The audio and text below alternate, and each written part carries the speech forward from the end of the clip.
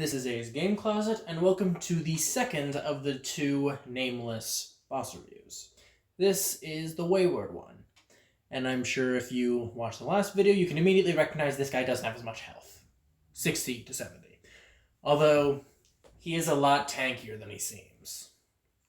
The Wayward one is sort of, how do I describe this? Yes, phasing in and out of reality. Like he's only half here.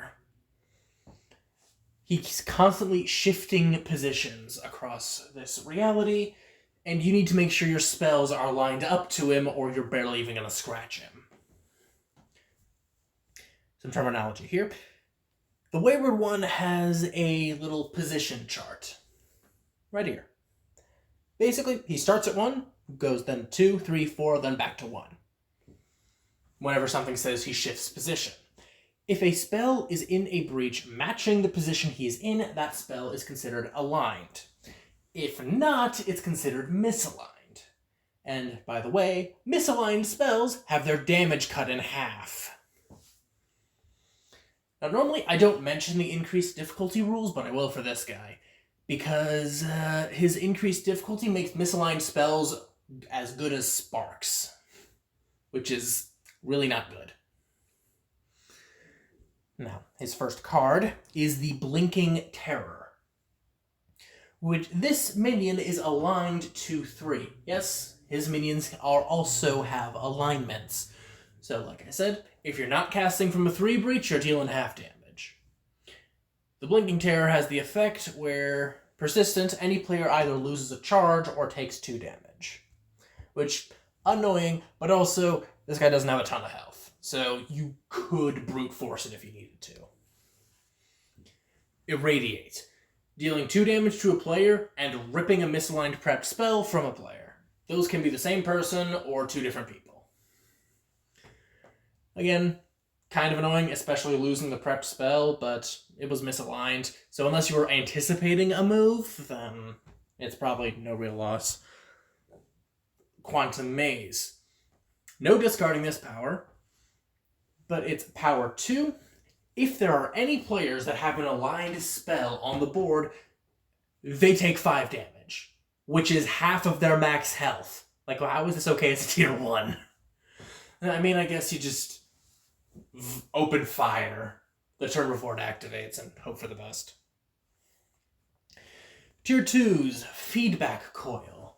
To discard, spend 7 ether, or in 2 turns, the player with the most misaligned prepped spells takes 3 damage and discards 2 cards.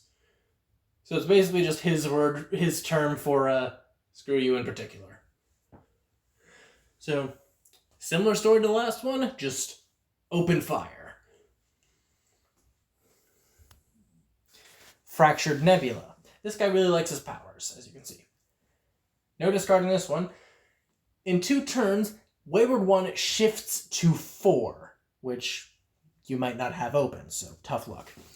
He also deals 8 damage to Gravehold, but the players may collectively discard up to 2 of their aligned spells.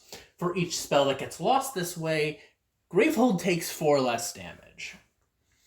So if you have 2 people with their 4th breach open and they both toss their prepped spell, then voila, Gravehold's fine.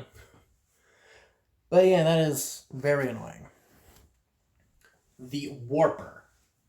A 9 health minion aligned to 4.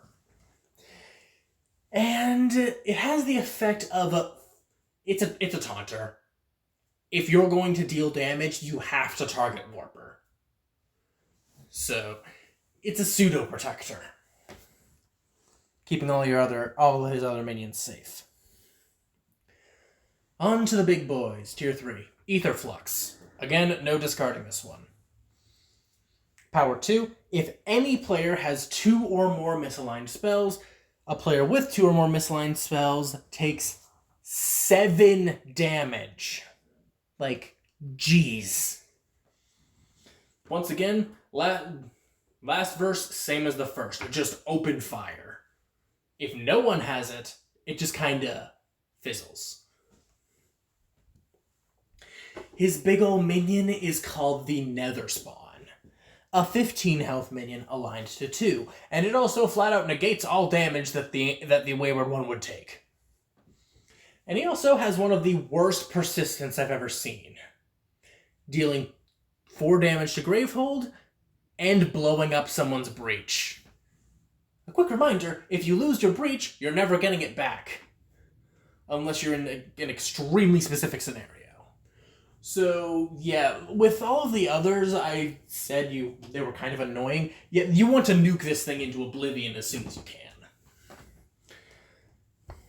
And his final card is Shunt, dealing 5 damage to a person, or whoever has the most prep spells has all of their prep spells obliterated. Just opening fire on this one isn't going to be that helpful because it's an attack. And even then, it is marked in the rules that if one of the chosen actions would be impossible, you can't choose that action. So if Shunt comes up and nobody has prep spells, someone's taking 5 damage. Now, there is one important thing to mention with Wayward One. His alignment feature works on spells only. So you could throw someone like, I say him a lot, Garu at the problem, and he would deal full damage the whole time with his ability. So against Wayward One, you're going to want multiple people who could deal damage outside of spell casting. Because, like, effect damage from spells and abilities, completely ignore the alignment system.